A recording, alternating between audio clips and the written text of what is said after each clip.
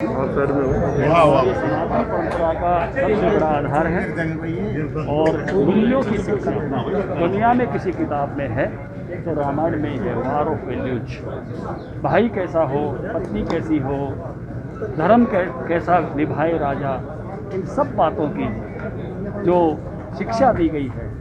आज भी समाज हजारों साल बाद कहता है भाई हो तो भरत जैसा हो, सहयोगी हो तो हनुमान जैसा हो, पत्नी हो तो सीता जैसी हो।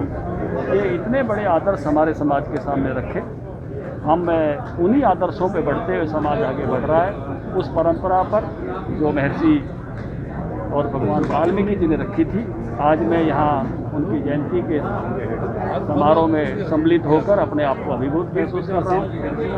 और समाज ने बहुत सारी बातें जो है, बहुत बातों के लिए धन्यवाद किया है कि महर्षि वाल्मीकि के नाम पर विश्वविद्यालय है, पढ़ने का जो रास्ता दिया है समाज को, और महापुरुषों की जयंतियाँ जो सरकारी समारोह के रूप में मनाई जाती रही हैं। कोरोना काल को अगर हम इस बात को निकाल दें तो उस सब के लिए भी समाज बहुत आभारी और अनुग्रहित है। इसको लेकर कैसा माहौल है? कोरोना चुनाव का बहुत अच्छा माहौल है।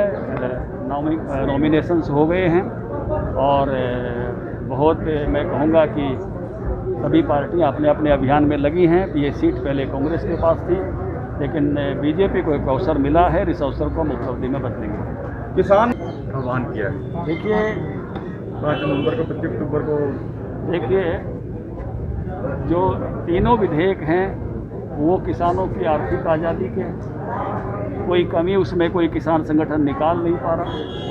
किसान संगठनों से जुड़े हुए कुछ लोग एक ही बात कहते हैं कि बाहर भी एमएसपी पे ख़रीदा जाए, ये बात उनमें जोड़ दो। ये बात व्यावहारिक नहीं है। मैं आप मीडिया के साथियों के माध्यम से ये बात पहुंचाना चाहता हूँ। अभी हम बाजरा खरीद रहे हैं 2150 के भाव में, लेकिन जब बाजरा हम खरीद बंद कर देंगे तो बाजरे का ये भाव नहीं रहेगा। सरकार बाजरे को वापस भी बेचती है क्योंकि सरकार का अपना कोई काम नहीं, तो सरकार जब वापस बेचेगी तो और सस्ता हो जाएगा।